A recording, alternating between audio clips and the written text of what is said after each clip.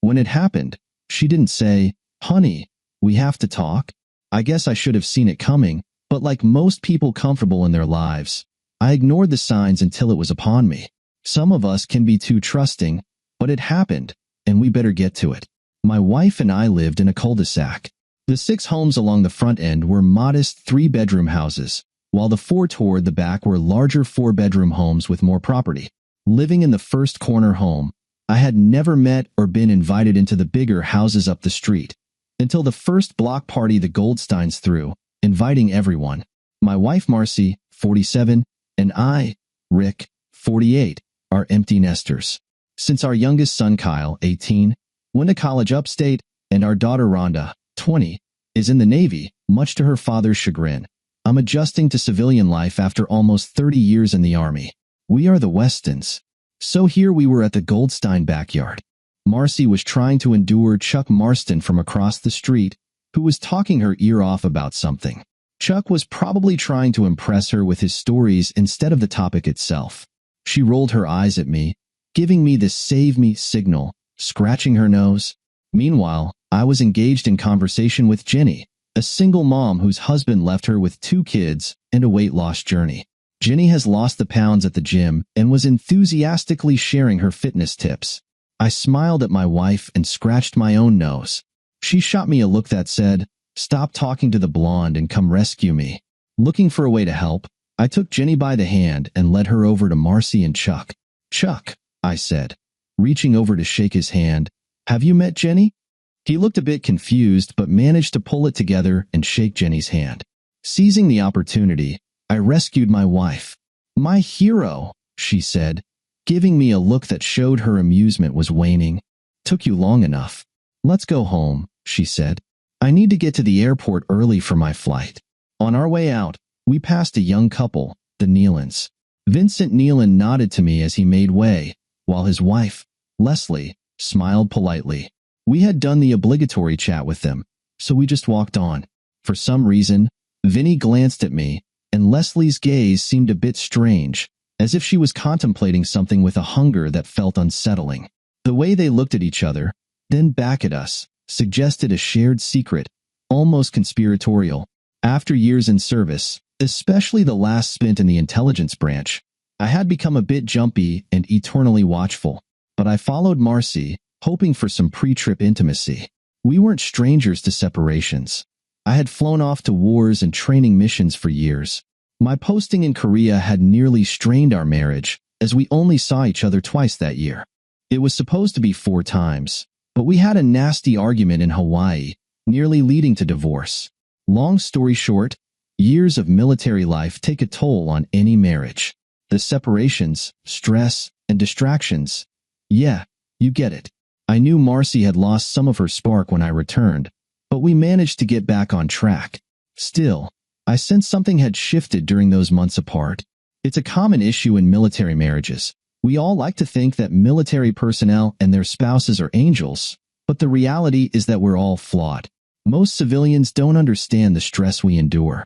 I don't expect you to understand if you haven't lived it. Even some in the service choose to ignore the reality of their situation, pretending their lives are ordinary. But they're not. The truth is we have a higher than average divorce and infidelity rate. Go ahead, shoot the messenger. After years of service, I've come to realize how lucky Marcy and I are to still be together, even knowing she might have strayed while I was away. How did I know? Because while I was deployed, Marcy and the kids went back to our hometown. While there, she got a job at the local hospital, which was near a hotel where my ex-girlfriend from high school worked as a manager. Lydia let me know when I was still in Korea, but she didn't have definitive proof, so I hired an investigator to follow Marcy. I felt foolish when I received the report. The hospital was renovating, and their parking lot was a construction site with only half the spots available, so Marcy had to park at the red roof and lot, as did many of the nurses and orderlies. However, there was a timing issue. Marcy always showed up 90 minutes to 2 hours early for her shifts, but that had stopped when I returned home. If Marcy had been seeing someone, there was no way to know. Lydia could have been wrong or right, but it was enough for me to realize I was neglecting my wife. I worried that Marcy could have been seeking companionship elsewhere since I wasn't around. There's nothing worse than knowing and not being sure. Having been posted to Korea once, I knew I would never have to go there again. A year is a long time to lose from one's family. An entire year of lost connection with my children that I would never get back. The last months of our separation changed any notion I had that our marriage was unshakable. Who the other man might have been, I would never know. All I knew was that we had young children then, and I wanted to keep our family together. Marcy seemed determined to solve our issues rather than leave, and so did I. But I had to give up something dear to me: flying. Being an Army helicopter pilot can be dangerous. Having flown Apache gunships in Desert Storm and during peacetime, I knew how lucky I was not to have crashed or, worse, suffered serious injury. I was starting to see a decline in my reflexes, and that was the final draw. When the opportunity to switch to Army intelligence came, I took it. It meant less dangerous assignments and, better yet, more time at home. I did deploy to Iraq and Afghanistan 3 times after September 11th, but in my new capacity as an Army intelligence officer, I was safe in the rear, as they say in combat. This brought Marcy peace of mind, but I still worried about how things were at home. Hearing about marriage after military marriage failing over the years affected me. On my last deployment, I knew I had enough. Instead of attending Army Command and Staff College, the prerequisite for becoming a general, I decided it was time to get out. It hurt, but I realized that Marcy and I had almost lost each other and broken up our family twice. The odds of our survival if I stayed in for those stars that may or may not come were not good. After retiring, the job I landed as a consultant brought in more money than had I stayed and become a general. Did I miss it? Sure, I did. But some things in life are more important than others. I was there for my daughter's senior year in high school, and I saw both my children graduate. I still had my wife, and that was priceless. Marcy had continued with her nursing education and was now the lead nurse on a hospital surgical team specializing in brain surgery. The hospital had a group of brain surgeons, but 3 stood out: a retiring older doctor, a woman in her mid-40s, and a new talent who had joined them that year, Dr. Trey Cardosa. I had met him a few times at parties. Being tall and handsome, Dr. Trey was typical of specialist surgeons, confident and self-assured. I could tell he admired Marcy, who kept herself in great shape. Did I mention she had been a cheerleader in college and a long-distance runner? Well, at 47, she had the figure of someone much younger, something Dr. Trey definitely noticed. I had caught him looking at her when he thought I wasn't watching at social gatherings. I could just imagine how he interacted with her at work when I wasn't around. Much to my dismay, she often praised Dr. Trey's skills and mentioned he would be the next leader of the hospital surgical team. I started to worry. The one time I brought it up, she paused before responding. I understand how you feel, Rick, but this is my job. I have to work with these doctors. Frankly, they can be quite aggressive with us nurses. It helps us all relax after a very stressful moment when the doctors manage to save a patient. The flirting is a relief mechanism, and once the seriousness returns, no one crosses the line. What about in between, Marcy? Do you just turn it off when you go to his office or lunch? How does this work? I asked, concerned about her interactions with another man. Do you remember how you and that CI were a team before you deployed to Iraq? Yes, but we didn't, she started to say. How do I know what you did or didn't do? I interrupted. She replied mockingly, I know that she was smitten with you before you deployed. If I had told her it was okay, she would have gone for it. Marcy, nothing happened with Deidre, so you say, Rick? I had to trust you with Deidre, so now you have to trust me. It had not been a good evening after that. It has been 4 months since that conversation, and the issue hung in the background of our life like an ominous cloud. If they were doing anything, they were doing it at work. But I have been in hospitals enough to know there were plenty of rooms and offices unoccupied for people to find privacy. Her early arrivals in the past haunted me, but she did have a point. I either trusted her or I didn't. The thing is, Marcy was also justified in being suspicious. Deidre Keel had indeed offered her companionship to me in Iraq, and once, after we survived a roadside ambush, she cornered me in an unoccupied office. Not having connected with anyone in 3 months, I almost gave in to her advances. We were thinking of moving forward when the sirens went off, and the base was under mortar and rocket attack. We took it as a sign to be wary and never cross that line again. At first, I felt guilty, but then I remembered what Marcy had done when I was in Korea and told myself if she could do it, so could I. This was my turn to act on impulse, thinking it was just a fleeting moment that would never affect my relationship with Marcy. I was fooling myself. So here we were, two people who had strayed, still married to each other and discussing trust. Yet considering how Marcy was still attentive and loving, I figured I had been paranoid due to our past. I was almost positive she had been unfaithful back then, but almost doesn't count. On the other hand, I knew I had not fully crossed that line. Now their entire team was on the way to South America for a Doctors Without Borders excursion, providing surgery for underserved populations in 5 countries for nearly 6 weeks. Marcy knew I was not keen on Dr. Trey, but this trip was not something she would pass on for her career, nor was I going to make waves considering how supportive she had been of my military career. "I've stayed home many times for you," she had said, "not knowing if you were still alive or dead. Suppose you had crashed or been taken prisoner like those men and women in Desert Storm? I would have had to raise 2 children alone. I did my part. Now it's your turn to wait for me." What could I say to that? Things were a bit strained in the morning when she left for the airport. The night before, she had spent a lot of time packing and talking on the phone to her mother, which I found irritating as it cut into our time together. Not wanting to start an argument, I let her do her thing and went to bed. I woke the following day to find her gone. No message, no kiss goodbye, nothing. I looked around the house in case she left a note, but there was nothing to find, just the missing clothes she had packed and her laptop. I checked my phone for messages, but there were none. To say I was annoyed and worried about the way she left would be an understatement. I was furious. After making some coffee and calming down, I looked up her flight. It was on its way to Colombia. Their first stop would land in a few hours, and hopefully she would text or call from there. Oh well, I thought, just another chapter in our marriage. Only she didn't call or text or anything. After double-checking that her flight had landed in Bogota, I debated contacting her, but all I sent was a short text. Asterisk, I hope you are doing well.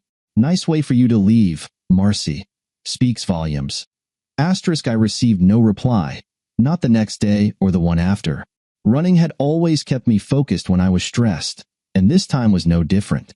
It took all my self-control to maintain a steady pace, but my frustration and anger at my wife's silence drove me to run faster than usual.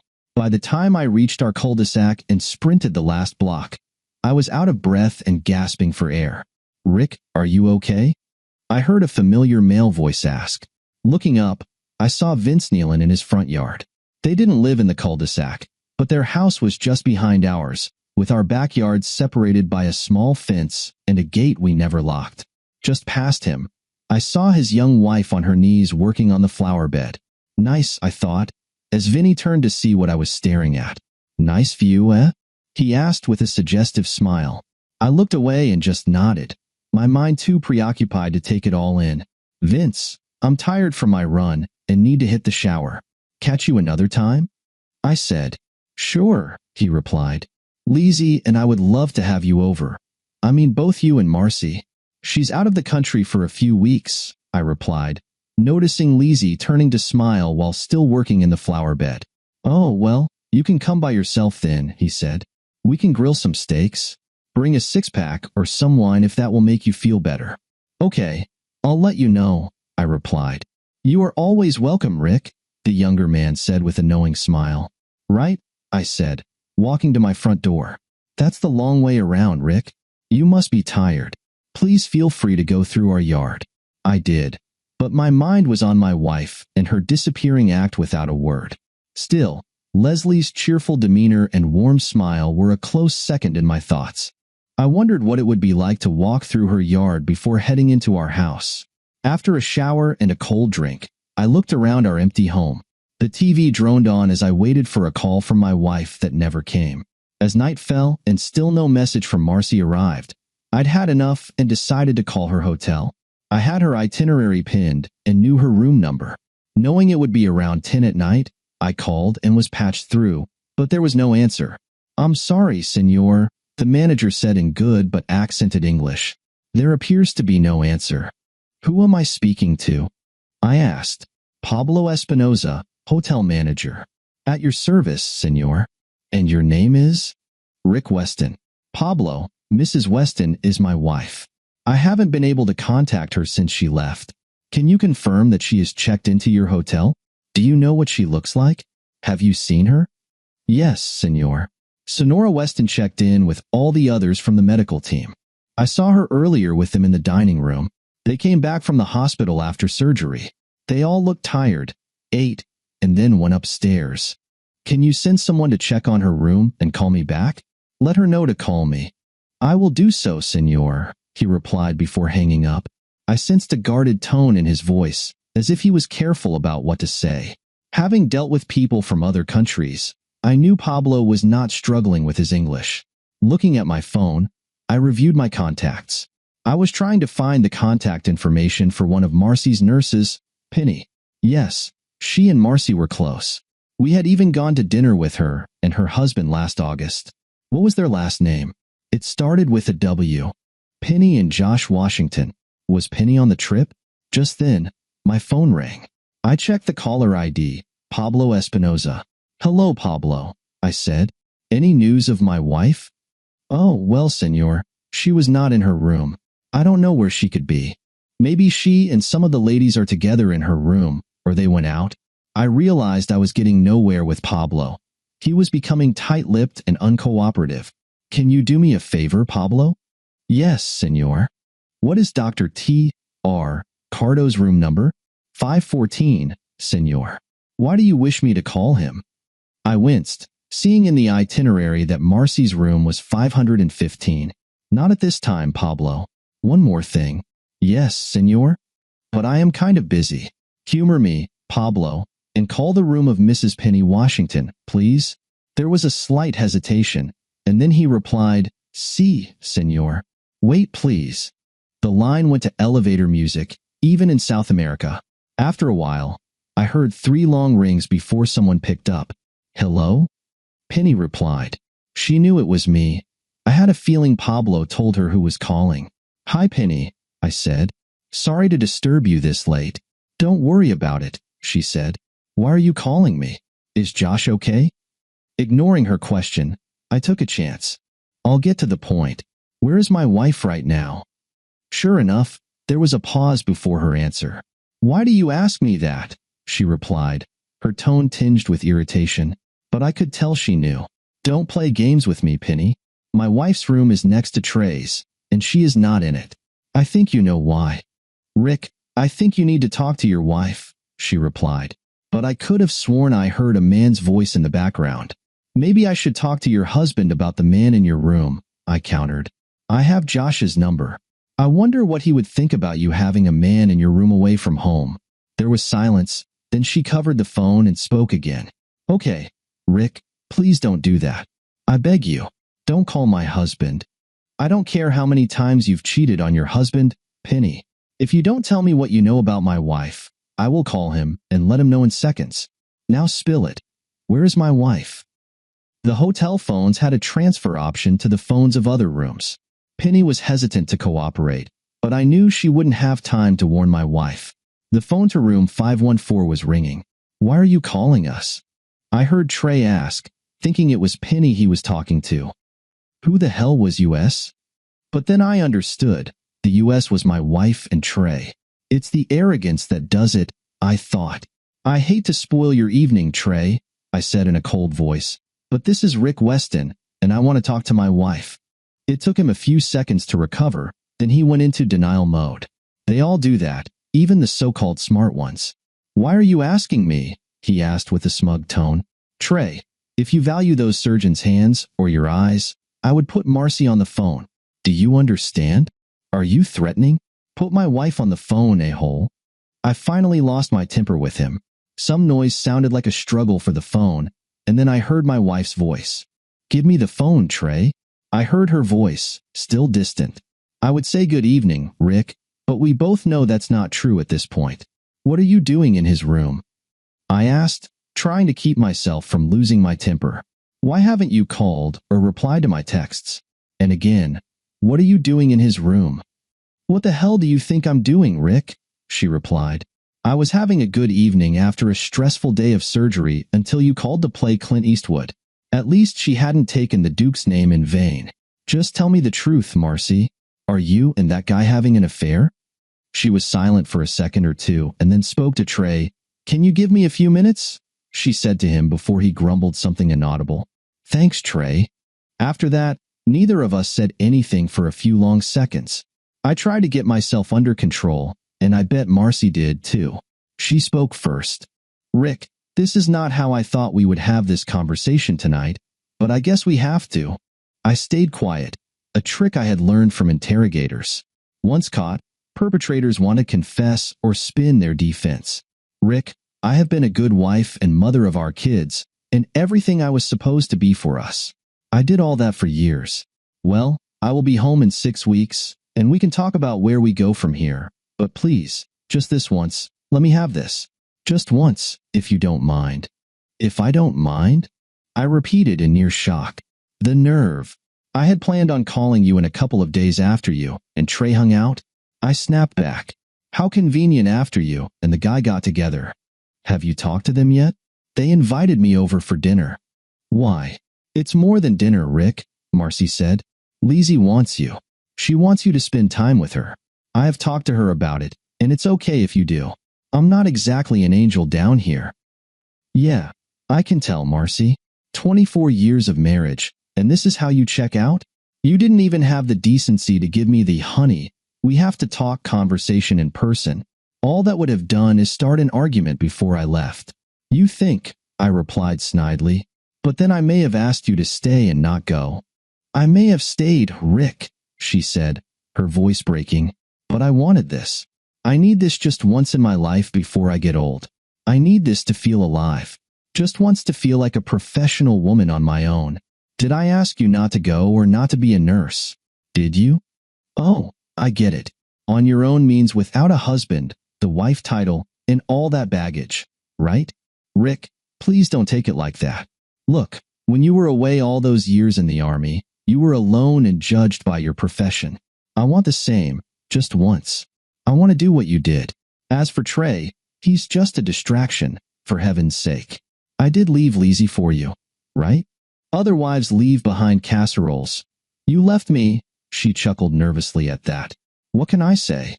I care about my husband. What the hell, Marcy? Rick, she just turned 30. 30? Rick, you're 48. I am giving you a 6-week hall pass with our 30-year-old neighbor. Rick, how many women like Lizzie do you have knocking on our door? Just then, I wondered what was ours, or not anymore.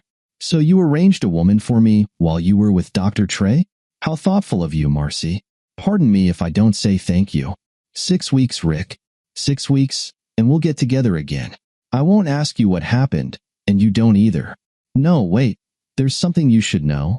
She lowered her voice before continuing. When she spoke again, it sounded like her hand was over her mouth. He's not as big as you, and he's not better, just different. Rick, only different. Do you get it? I get it, I replied. Just then, someone knocked on our back door. Look, Marcy, I have to go. She said nothing. I'll see you when I see you. I love you, Rick.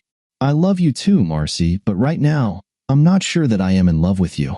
I hung up on my wife, not wanting to drag out our pointless and painful conversation. Instead, I wanted to open the door to find Lizzie. Evening, Rick, she said with a dazzling smile. I noticed she was alone without her husband. Hello, Lizzie, I replied nervously, my eyes gazing over her because she looked stunning. Lizzie wore minimal makeup, just enough to accent her girl-next-door face. Are you going to let me in? She grinned, raising an eyebrow. Sure, I said, stepping aside so she could pass into the kitchen. I had been staring at her so long that I hadn't noticed she brought a bottle of wine with her, offering it to me. I brought red Moscato. How did you know I like that? Then the light bulb went on over my head. Marcy, my wife, had told her what to bring. I was hoping you needed some company. Not sure how good of a company I'll be, Lizzie, but I do want to ask you a thing or two. Sure, Rick, she said. If you do the honors, I'll look for some glasses.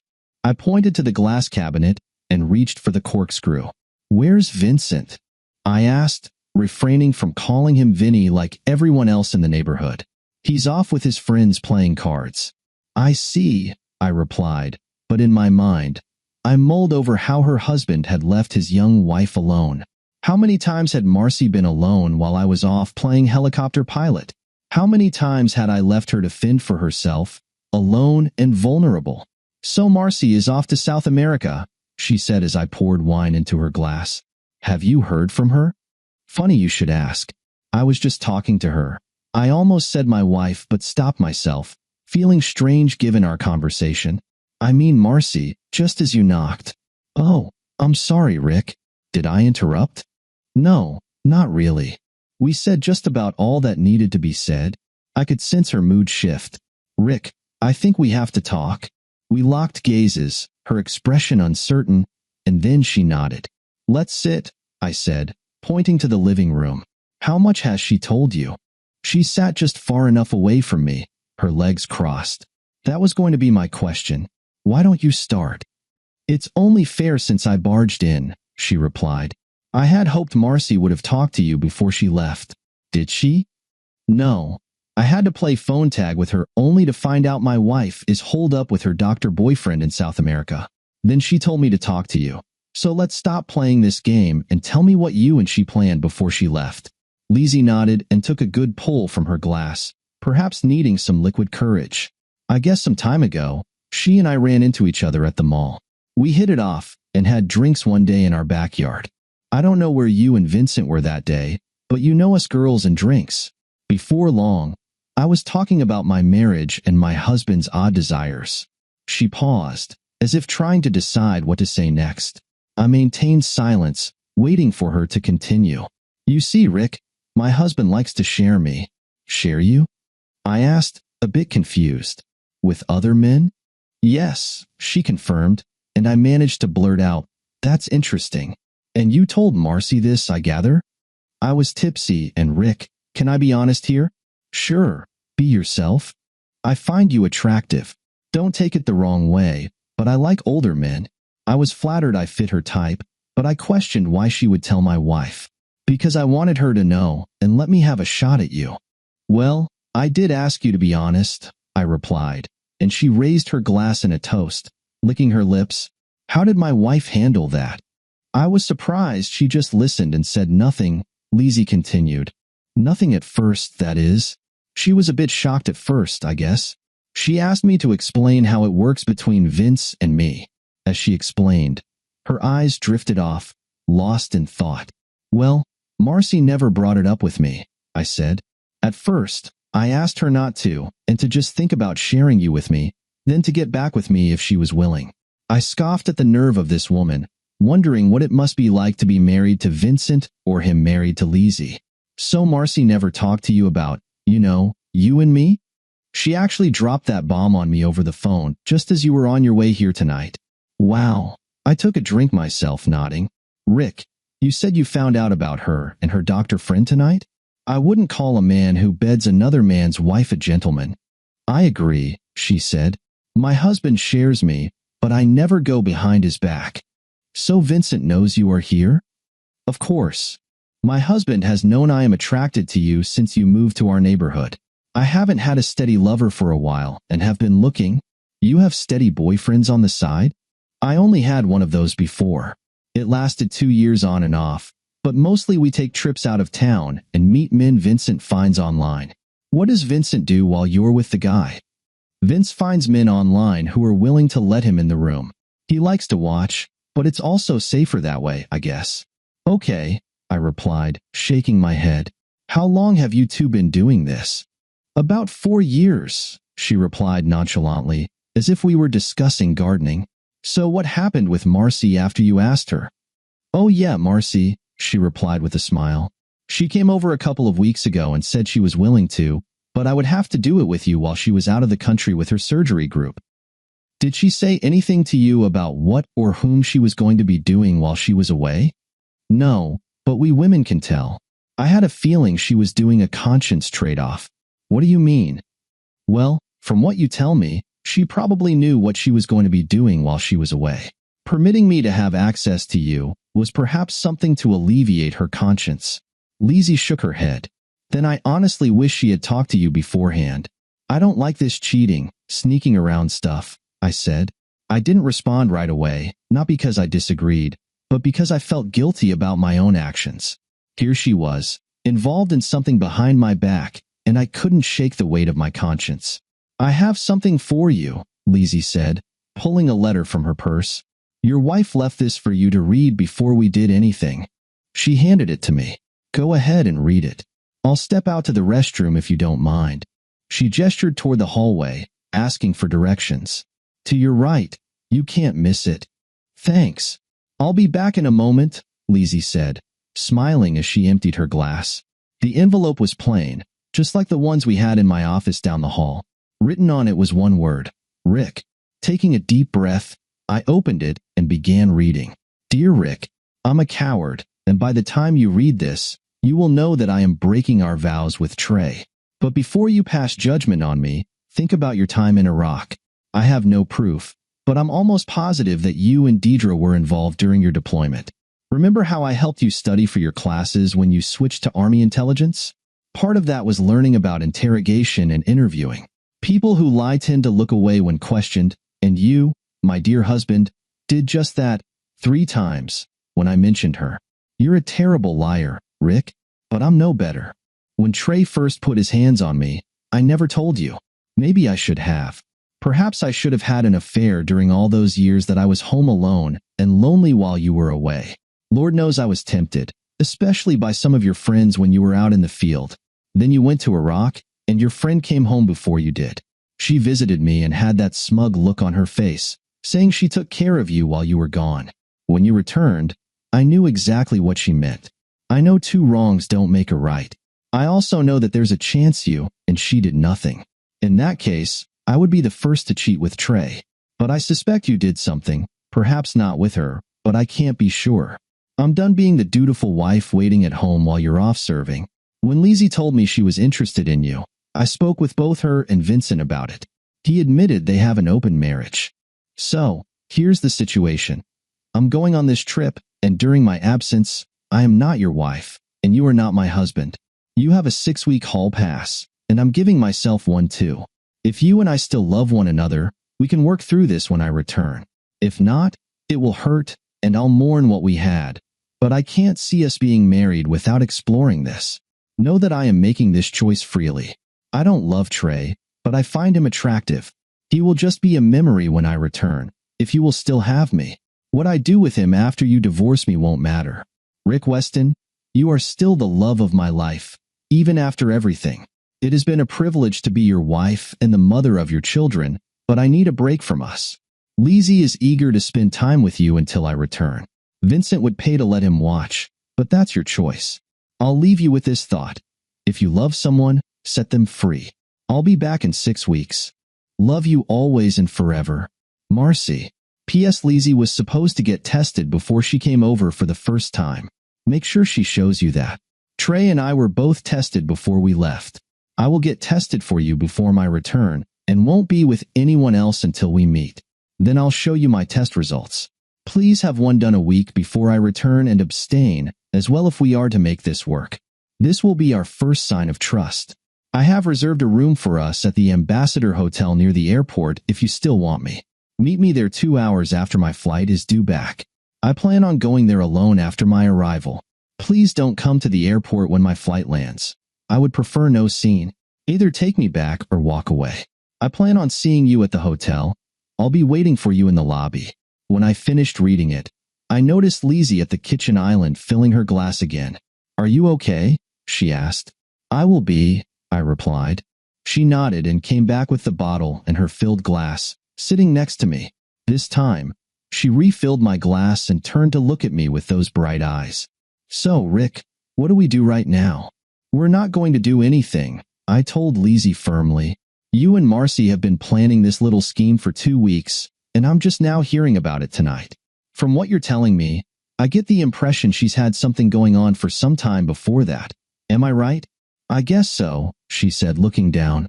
It was obvious she wasn't used to someone not instantly falling for her charms, of which she had many. If I were a single man, I might have been tempted, but I didn't like being played, especially not by someone I had loved for most of my adult life. I told her as much. You said yourself this was something she wanted to do to ease her own guilty conscience, I said. Or it could be something else. It's clear this was something the two of you planned behind my back. She even told you what wine to get me. The problem is, I don't appreciate being used like that. I guess I can understand how you might feel, she said quietly. So I guess this means nothing is going to happen between us, not tonight?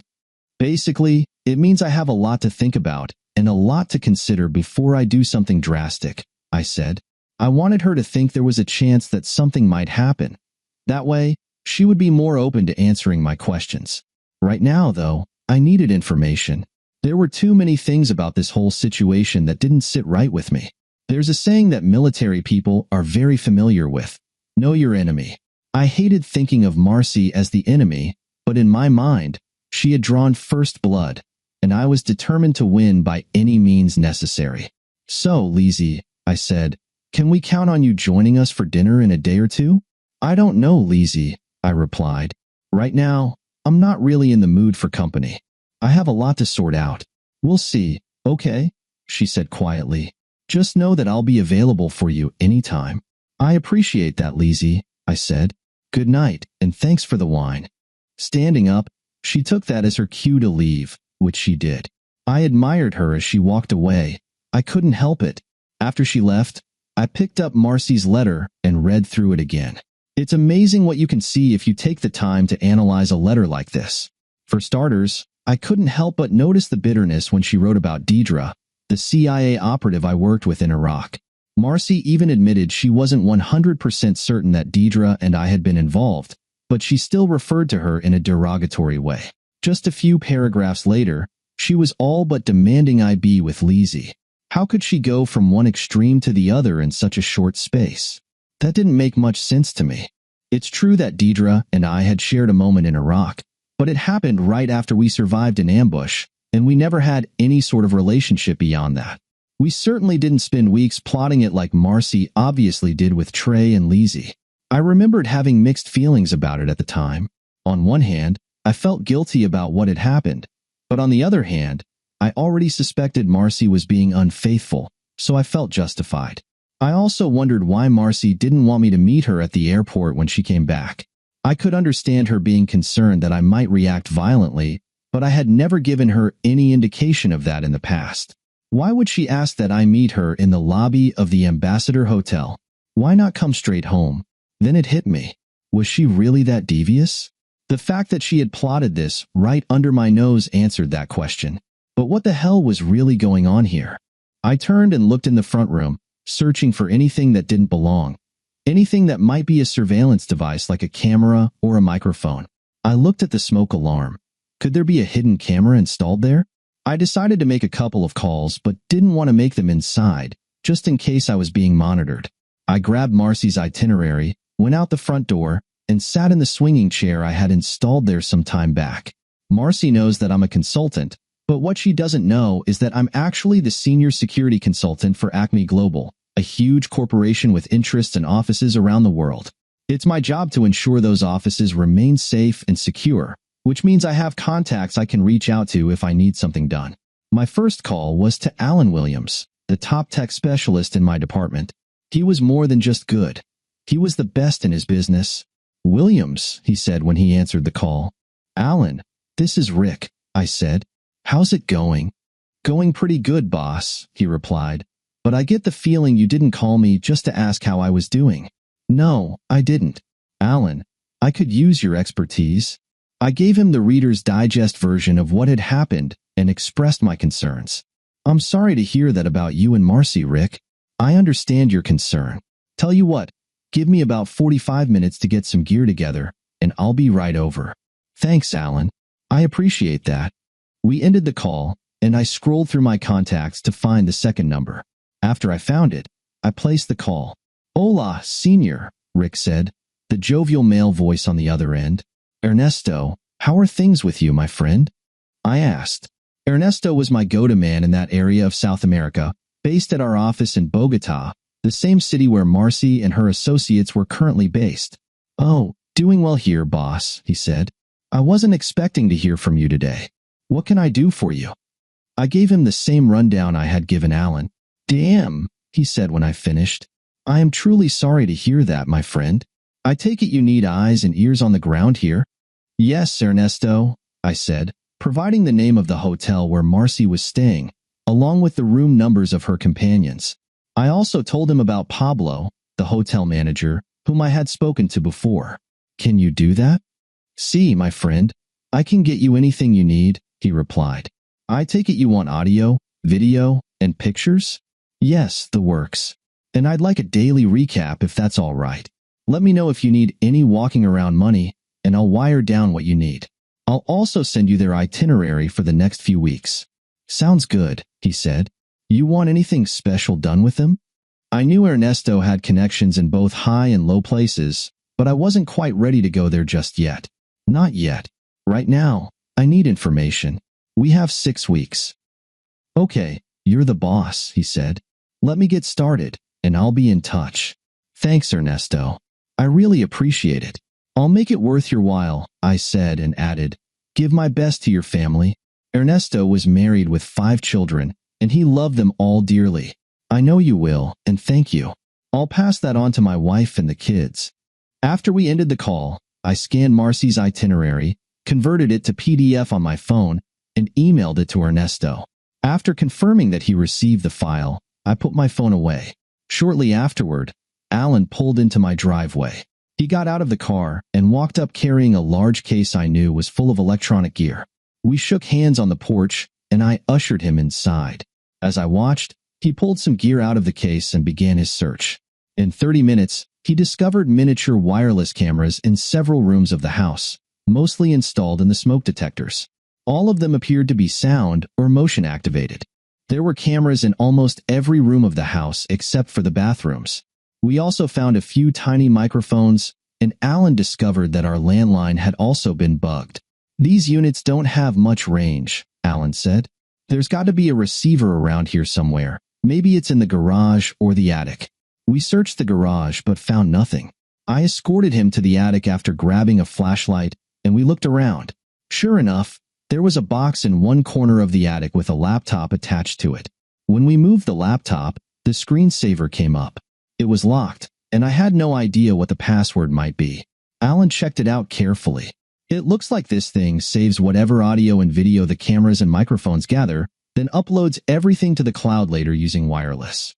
Can you tell who this stuff belongs to? I asked. Alan looked at the box and found a sticker that read, Property of Smith Investigations, 1277 West Main Street, Suite A. There was also a phone number on the sticker. How convenient, I thought to myself. So, what do you want me to do with all this? Alan asked. Want me to disable everything? I thought about it for a bit before answering. My initial reaction was to have him get rid of it all, but I had another idea. Disable the camera and microphone they put in my office. Leave the rest up. If they want video, I'll give them video. It'll be the most boring video they can imagine. Alan chuckled at that.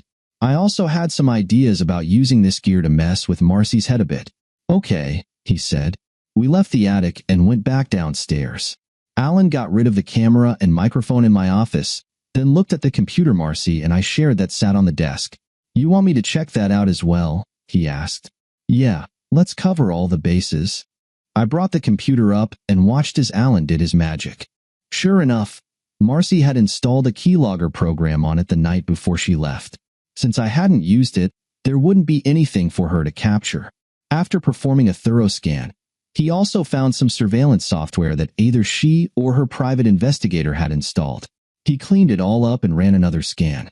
Looks clean to me now, he said. Why do you think she would go to all this trouble? I asked Alan.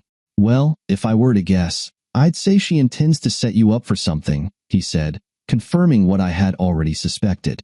Maybe she's planning to divorce you and is getting ready to take everything you have. I hate to say it, Alan, but I think you're right, I said.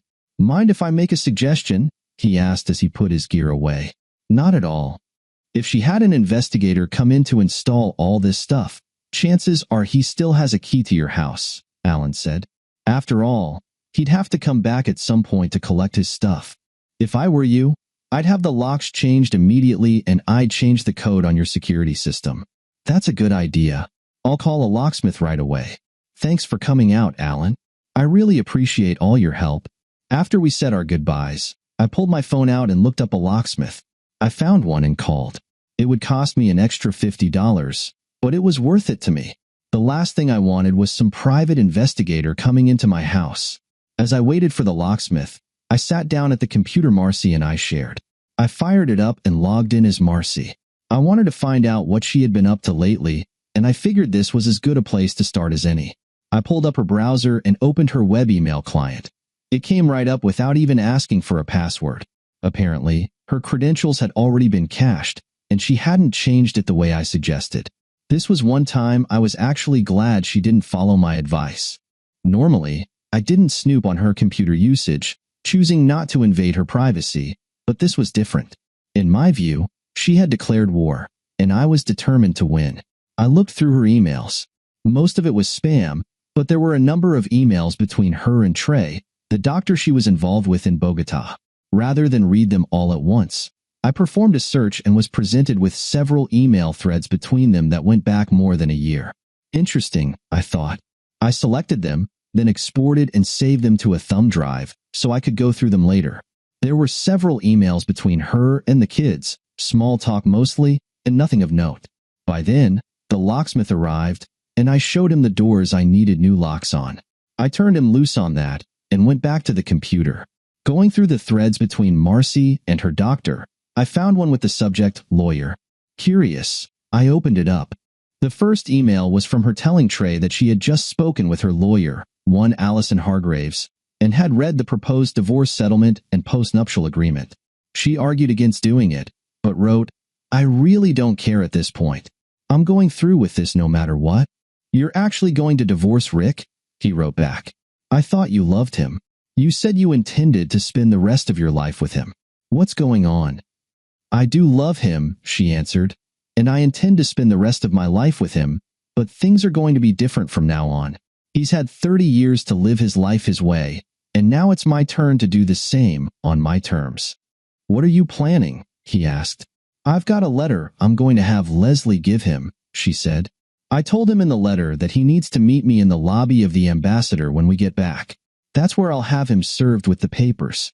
He'll be so distraught he'll do anything to avoid divorce. I'll take him to my room and hand him the postnuptial. He'll have a choice. Either agree to my terms or face ruin in a divorce." "Damn," Trey said. "You're cold. Remind me to never get on your bad side." "So what are you using for grounds?" he asked. "Adultery, and I'll have him dead to rights, complete with video," she said. "I've already talked to Leslie. She's had a crush on him for a long time. It was really pretty easy to do. I told Rick in the letter that I would give him a free pass to see her for the 6 weeks we're gone. What he doesn't know is that I've had the house wired for audio and video, and I've got a private investigator following his every move. His goose is cooked. He just doesn't know it yet. On top of that, my lawyer says I can sue Leslie for alienation of affection if I want to. So not only will I get half of Rick's military retirement, but I'll get the house, half of all our assets, and I can ruin Leslie and her husband financially. So it'll be in his best interest to go along with what I want." "Damn, do you think he'll actually go for that?" "He won't have a choice," she said. "I already told him in the letter he can either take me back or walk away. I doubt he'll walk away." "What if he does?" Trey asked. "That'll be his loss," she said. "You said he's been an unknowing fool," Trey wrote back. "How long have you been seeing him?" "Years. It started when he was in Korea for a year. I moved the kids back home and started at the hospital. That was back when they were doing renovations. I had to park at the Red Roof Inn, like many others, and I discovered I could go in an hour or two ahead of my schedule, meet up with another nurse, and still have enough time to prepare for work. Of course, I had to stop after he came home. Finally, I thought, after all these years, I know the truth, and he never suspected." Trey asked, "Well, we did get together in Hawaii in the middle of the year, and I think he suspected something was going on." She replied, "It caused quite a stir, let me tell you, but I was able to smooth things over. That's why I know I can do it this time as well. The only difference is that he'll know what I've been up to." "You're taking quite a risk," Trey said, which was the first thing I would ever agree with him on. "Nothing ventured, nothing gained," she said. I just hope you know what you're doing. Don't worry, she answered. I've got it all under control. That was the final email in the thread. Thank goodness. I wasn't sure how much more of that I could take. I printed out the email thread and put it in a folder. By then, the locksmith had finished his work and handed me 3 new sets of keys. I paid him for his work and gave him an extra $50 for coming out after hours. After he left, I decided to do the same. I shut the computer down, then went upstairs to change. From there, I went out for a burger and a beer, stopping at a convenience store for some cigars. I hadn't smoked since I was in the army, and I felt like I needed something to keep me calm. I couldn't help but notice a dark SUV following me. Whoever it was had been on my tail since I left the cul-de-sac. I didn't recognize the driver's face, but I noted the license plate and figured it was the investigator Marcy hired. I tried to shake him off, but he managed to stay behind me. When I pulled into Yan's Bar and Grill, he pulled in as well. I had enough of this and got out of my car. I walked straight to the SUV and saw the man's face go pale when I yanked his door open. Who the hell are you? And why are you following me? I demanded. I don't know what you're talking about, the smaller man stammered, his eyes wide. You've been on my tail ever since I left my house. Are you the investigator my wife hired to follow me? I don't know what you're talking about, he said nervously. You're lying, I told him. Right now, I'm fed up with all the deception, so maybe I ought to teach you a lesson right here. What do you say? Look, I don't know what you're talking about, mister. I'll leave. Just don't hit me, please. I never want to see you on my street or anywhere near me again. Got it? Okay, he said. I'm sorry. I slammed the door shut and watched as he started his SUV and drove off. After I was convinced he was gone, I went inside and ordered a burger and a beer. Woman trouble? The bartender asked when I placed my order. Was it that obvious? I replied. Yeah, you could say that, he said. You know what they say, can't live with them, can't shoot them, he said, causing me to chuckle. I finished my burger, which was quite good, and my beer, which hit the spot, and then headed home. When I got there, I grabbed another beer from the fridge, then went out back to enjoy a cigar and think. As I enjoyed my cigar, a plan began to form in my mind. I pulled out my phone and looked up a few things on Google, which made me smile. I consulted the calendar and picked the date. I would have to make a couple of calls to get it all rolling, but I didn't see any reason why it shouldn't come together. Just then, I got a text message on my phone from Ernesto. All set? First recap in the morning. If possible, please send $250. The message was followed by a PayPal address. I pulled up PayPal and sent the cash with a note. Thanks. We'll call tomorrow. I have an idea. I got a response almost immediately. Talk to you then. I finished my beer and cigar and went inside. I trudged up the stairs to what used to be the bedroom I shared with Marcy. Out of curiosity, I went to her nightstand and opened the drawer. There, close to the front, were her rings. I looked at the smoke detector where I knew a camera had been installed, then pulled my ring off and dropped it in the drawer with hers. I looked back at the camera and extended a middle finger, thinking to myself, eat that? The next morning, I got ready for work. Before I left, I checked Marcy's email. Sure enough, there was a new message with the subject been made. I opened it up and smiled as I read the note. I don't know how, but your husband found the surveillance equipment attached. Here are the videos we got last night. He also spotted our investigator awaiting instructions. The short message said, I made sure it was marked unread, then closed out the mail client. I left for work and somehow managed to get through the day. When I got home, I checked my email and found the attachments Ernesto sent from the previous night's surveillance. I wasn't really impressed by what I saw. Marcy was right. Trey was considerably smaller than me, but he seemed to make up for it with enthusiasm. I listened to their conversation afterward. What do you think your husband's doing right now? Trey asked. He's probably out with that woman from next door. I'll have video of it tomorrow morning, then I'll send it to my attorney. Enough about him. Let's focus on us, Trey said. I ended the video, closed the office door, and then grabbed my phone to call Ernesto. Senor Rick, he answered when he picked up. Much as the walking around money is appreciated, it really helped. Did you see what I sent this morning? I did, Ernesto. Thanks. Listen, I have an idea for a plan, and I want to run it by you to see what you think. Sure, he said, listening quietly as I laid out my thoughts. Is that something you can help set up? I asked. I believe so, Senor Rick, he replied. It would take a bit more walking around money, though. When do you want to do this? In 10 days, I said. 10 days? It can be done, he assured me. Let me ask a couple of people, and I'll get back to you. Just one thing. Why in 10 days? Why not sooner? That'll be our 25th wedding anniversary. I want to make sure she never forgets it. You are one mean hombre. You know that, Senor Rick? He said, laughing. I do my best, Ernesto. Get back to me as soon as you can and let me know what you need. Please try to keep it reasonable. I will, Senor Rick. Talk to you soon. We ended the call, and I went back through my contact list. There was one more person I needed to reach out to, but I didn't know if she would be available or willing to help. I found her number, the one she gave me for her personal cell when we were in Iraq together. I took a deep breath and dialed. To my amazement, she picked up on the second ring. Deidre, she said when she answered. Deidre, this is Rick Weston. Rick? Oh my God.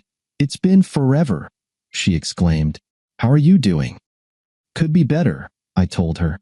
Listen, you got a few minutes? Of course. I was just getting ready to sit down for dinner. I can call back if I'm interrupting something. No, you're not interrupting anything. These days, it's just me and the cat. I'm sorry to hear that. It's all good, she said. So, what's up with you? I shared a bit more than the Reader's Digest version of my story. Oh my God. Do you have proof of all this? She asked.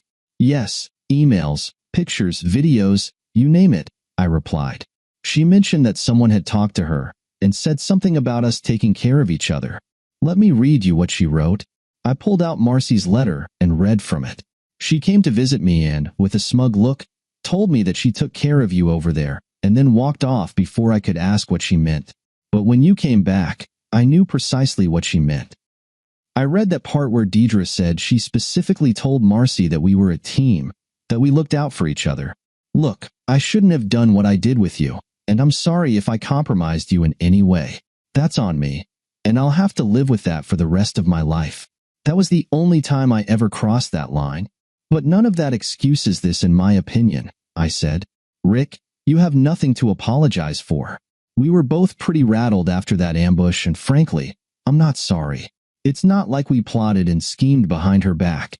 Granted, it was a bit unprofessional, and it would have cost us both if we had been caught, but I don't regret it one bit. So what are you going to do? I told her my plan and waited for a response. After a few moments, she said, I like it. I really like it. I have a contact in Colombia who's handling one part, but I don't have the necessary access for the other. I think I may be able to help you out there, she said. When do you want this done? In 10 days. That'll be our 25th anniversary. Oh, you're so evil, she said with a laugh. Consider it done. It'll be my anniversary present to you. I couldn't help but laugh at that. After a few moments, she spoke again. You know, I've thought a lot about you since Iraq. I've thought a lot about you too. We were a great team over there, weren't we? Yes, we were, she answered. You know, I haven't connected with anyone like that since then, she said sadly. I'm sorry to hear that. That's life, I guess. Yeah, I guess so, I told her. What are your plans? I've been thinking a lot about retiring lately. I'm too old to be in the field, so they have me doing desk work. Well, if you do retire, I know a company that would hire you in a heartbeat. Would I get to work with a certain retired Army colonel? She asked. I can guarantee that. Well, I guess there is something worth living for then. Rick, do you think that maybe we could reconnect? She asked, finishing my sentence. I could remember a time when Marcy and I had that kind of connection, but that was many years ago. Something like that, she said. Unless, of course, you plan to take Marcy back. You're not going to, are you? Not after this. Marcy made her bed. Now she gets to lie in it, and I'll be damned if I let her ride off into the sunset with her doctor friend. Good, because I'd really like to finish what we started in Iraq, she said. I would like that as well, I replied, but I have a couple of things to do first. I understand. Just do me a favor, she said. What's that? I asked. Don't make me wait too long, please. I won't, I assured her. Just so you know, if this works out, it'll take some time for my divorce to go through. I understand, Rick. Just know that I'm here for you. If you need someone to talk to, call me. Okay? I will, I said. It's great hearing your voice again. It's great hearing yours as well, she responded. Well, I'd better get going. My pasta salad is getting soggy, I said, feeling a bit hungry myself. I'll be in touch, Deidre. I promise. You'd better, she replied. Talk to you soon. We ended the call, and I felt better than I had in a long time. I suppose Marcy was right. Deidre was smitten with me, and to be honest, I felt closer to her than I had with Marcy in a very long time. I closed my eyes, recalling our memories, when I was brought back to reality by the sound of knocking. Damn it, I said to myself as I headed to the front room, realizing the knocking was at the back door. I opened it to find Leslie with a plate covered in aluminum foil. I thought you might be a bit hungry, so I put together a plate for you, she said. I hope you like lasagna. Mind if I bring it in? Not at all. I love lasagna. Just put it on the counter, please. She smiled as she placed the plate down. I hope you like it. Unless, of course, you see something else you'd like to taste. I had to admit I was tempted, but after what I had learned in my conversation with Deidre, I decided against it. Besides, I felt there was a real chance with Deidre, and I wasn't about to risk that for a moment of temptation with Leslie. As tempting as that sounds, I'm afraid I'll have to take a rain check, I said. Her expression changed suddenly, and she stood up straight. What's the matter? She asked. Don't you find me attractive? Marcy gave you a hall pass, after all. I find you very attractive, and I'm sure she'd agree. In fact, she's got a camera right up there, I added, pointing to the smoke detector. I'm sure she thinks you're attractive as well. Why don't you give her a wave and tell her hello? Shocked, she turned around and looked at the smoke detector. What? Are you sure about that? Oh yes, she had cameras put into almost every room of the house and has a private investigator following me. Maybe you as well. Didn't you know? She shook her head. No, I didn't. Step into my office for a bit, Leslie, I said. I have something to show you. She followed me into my home office, where I handed her a printout of the email chain between Marcy and Trey. Her eyes widened as she read it. When she finished, she handed the printout back. Oh my God, I had no idea, Rick. Honestly, I didn't. I know she used you and played you for a fool right along with me. What are you going to do? She asked. I've got something in the works. Yes, I'll be filing for divorce, and I won't be seeing anyone until that divorce is final. Do you understand what I'm saying? Yes, I understand, Rick, she said quietly. Can we still be friends? I don't see why not, I replied. But we can't take it beyond that. Okay, Rick. I'm sorry about everything. I hope you enjoy the lasagna. I'm sure I will, Leslie. Thank you. I escorted her to the back door and watched as she left. I had to admit, she looked good in those shorts, but there was no way I was going to risk everything. After she left the yard, I went upstairs and changed into my running gear, figuring the lasagna, which was still warm, would be good when I got back. After my run, I took a shower and changed, then went down and gobbled up the lasagna Leslie had left. It was full of cheese, mushrooms, and meat, just the way I liked it, and it hit the spot. I washed the plate, grabbed a beer, and went into my home office, pausing only to give a playful gesture toward the camera in the front room. The first thing I did was check Marcy's email. I saw she had responded to the investigator, telling him to back off for now. There were no other emails either to or from her. Next, I looked at her finances. We maintained 3 checking accounts, one for each of us and a household account for bills. Most of what we made went into the household account, but we each kept 10% for ourselves. We started doing that shortly after we got married, agreeing to put each other on our personal signature cards in case of emergencies, so I had no problem accessing her account. I noticed she had saved quite a bit over the years, but had also paid a hefty retainer to Allison Hargraves, attorney at law, and had made considerable payments to Smith Investigations. There were also a few charges at Victoria's Secret, no doubt for her lover, since I had never seen her wear anything from there. From there, I did a bit of research on Allison Hargraves. The name sounded familiar, but I couldn't recall from where. A quick Google search revealed that, in addition to being a family law attorney, she was an author. A few years back, she sparked some controversy with a book promoting the idea of a female-led marriage. I had never read the book, but decided to give it a look. I also found that she had been interviewed by the New York Times, where she admitted that while she consults with anyone who calls on her, she only takes on women as clients and generally tries to recruit them into what she called the hot wife lifestyle. I decided to look into that a bit before scheduling an appointment. From there, I went to Amazon and ordered the cheapest Kindle version of her book. I downloaded it to my Kindle and went to the back patio with a beer and a cigar. After sorting through the psychoanalysis, it was quite clear to me that Hargreaves held a strong bias against men and seemed to take pleasure in putting them in marital situations that felt like emotional torment. This was the attorney Marcy had chosen, and it spoke volumes to me. I was interrupted by a text from Ernesto, informing me that he could set up what I wanted for $1,000. He provided a bank account number for me to wire the funds to and assured me he could handle everything discreetly. I had a better idea, though. I went into the office, accessed Marcy's account, and made the transfer to the bank Ernesto specified. She still had plenty of money left, and I doubted she would even notice. If anything was ever traced, it would appear as if the money had come from her account. I replied to Ernesto that the transfer was complete, then finished my cigar and went inside to unwind with some television before bed. The next few days flew by quickly. I followed the same routine, checking in with Ernesto, reviewing Marcy's email, working, running, showering, eating, and unwinding with a beer and a cigar before bed. I no longer felt the need to communicate with Marcy and found I actually enjoyed the silence. My previous feelings for her had faded significantly.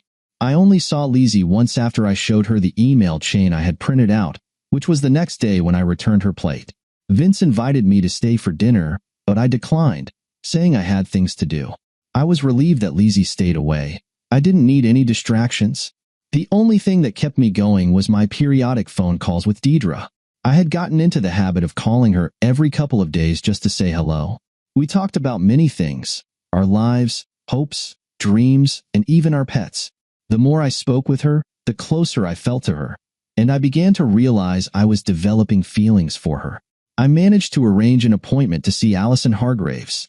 When I arrived, her receptionist ushered me in and offered me a cup of coffee, which I gladly accepted. I shook Allison's hand and introduced myself. She seemed to be about my age, well-dressed, and in good shape. I noticed the ring on her finger and wondered about her life at home. "So, I understand you're looking into getting a divorce," she said. "Yes, I am," I replied. "Your name is Weston, is that right?" she asked. "Yes, it is," I confirmed. She frowned slightly as she looked at something on her computer and then back at me. "May I ask your wife's name?" she inquired. "Marcy," I replied. "That's short for Mara." "Well, I'm sorry, Mr. Weston, but I'm afraid I can't represent you," she said. "It would present a conflict of interest. You see, I'm already representing your wife." "Yes, I know. I also know you only represent women, which seems a bit biased," I remarked. She regarded me intently. "If you already know that, why did you ask to see me?" "I'm a retired Army intelligence officer," I said. "I like to know as much as I can about my adversaries." "Adversaries?" she echoed. "Is that how you see me?" "Pretty much, yes. The same goes for both you and Marcy, actually. I read your book and the interview you did for the New York Times. I know you like to recruit your clients into your lifestyle. Is that what you did with my wife?" "Mr. Weston, that's privileged information," she said. "Did you know Marcy was going to Colombia for 6 weeks? And do you know what she planned to do during that time?" "Again, Mr. Weston, that's privileged information, and I'm not at liberty to disclose that," she replied. I nodded, noting her body language. "I see you're married," I said, glancing at her ring. "I found your chapter on controlling husbands quite interesting. Tell me, do you treat your husband the way you suggest in that chapter? Do you manipulate him?" "That is none of your concern, Mr. Weston, and I think this interview is over. You know the way out," she said. I smiled as I nodded. "I'd like to say it's been a pleasure meeting you, Mrs. Hargreaves, but that would be a lie. I'm sure we'll see each other again. Good day." I went toward the door and stopped long enough to face her one last time. By the way, I personally found your book to be quite off-putting. Have a good day." I walked out of her office before she had a chance to respond. The receptionist looked at me with a smile as I left, and I wondered if she heard what transpired. Finally, the day of our 25th anniversary came. I had plenty of comp time on the books, so I took the day off. I knew it would be a busy day, and I wanted to be home to keep up with the developments. I received a text from Deidre early that morning telling me she was able to do what I asked. I nervously awaited word from Ernesto. About mid-morning, I got a text from him. "Check your email." After booting up my computer, I opened my email client and saw that he had sent a video. It looked as if the video had been taken at a point overlooking a dirt road where a hastily constructed checkpoint had been set up. I could see 3 SUVs coming down the road toward the checkpoint. As the vehicles approached, armed military personnel stopped them, barking orders to the occupants before opening the doors. As I watched, the soldiers began opening boxes and rummaging through what was inside. Suddenly, one of them hollered out, and several more armed soldiers came running. They looked in the boxes and then started carrying them to a military vehicle parked nearby.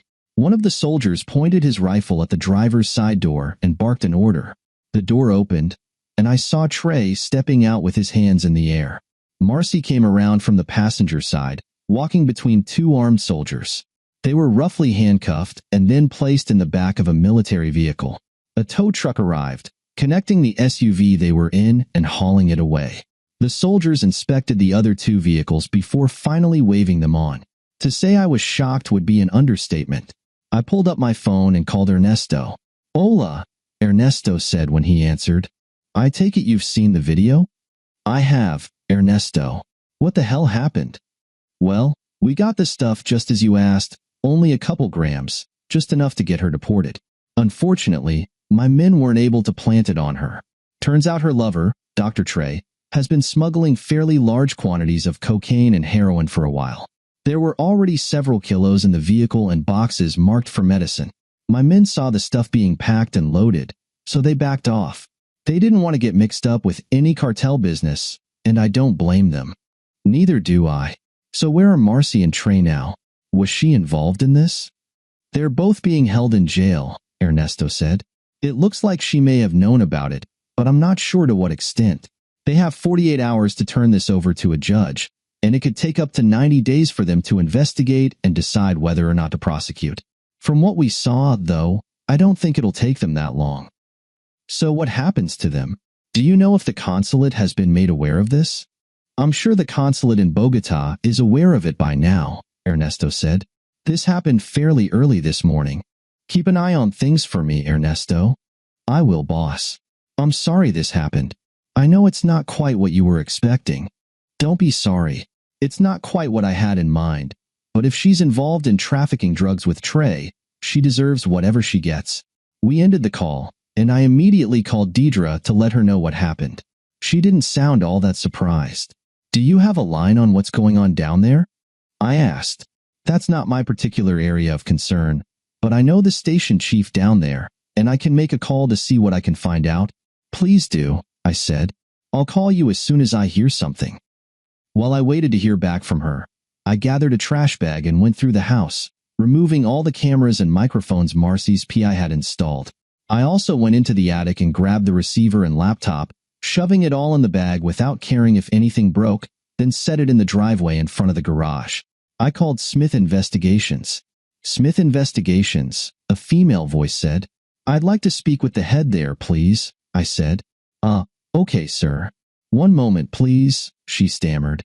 A few seconds later, I heard the man I had encountered earlier at Yan's. "James Smith, what can I do for you?" he asked. "This is Rick Weston. You remember me? We met in the parking lot at Yan's the other day. Your client is sitting in a Colombian jail on charges of drug trafficking. I've pulled all of your equipment out of my house. It's in a garbage bag in my driveway. If it's still there tomorrow morning, I'm tossing it out with the rest of the garbage." "Got it," he said. I ended the call, not caring what he had to say. The stuff was gone. The next morning, when I went to work, I assumed Smith picked it up, but I really didn't care if someone had come along and stolen it. A few moments after I got off the phone with Smith, my phone rang. It was Deidre. I just got off the phone with the station chief in Bogota, she said. What did you learn? The feds in Colombia have been watching Trey ever since he got to Bogota. It turns out he's a distant relative of the guy who runs one of the most notorious drug cartels down there. If Marcy is involved with him, then she's facing a long stretch in prison. The judge assigned to the case is known for being particularly tough on foreigners involved in drug trafficking. How much time is she looking at? I asked. At least 10 years. Well, I'd say if she couldn't do the time, she shouldn't have done the crime. How much were they carrying? According to my source, at least 20 pounds of drugs, she said. Damn. You can expect a visit from the State Department pretty soon, Deidre replied. Let me know how it goes. I figured as much.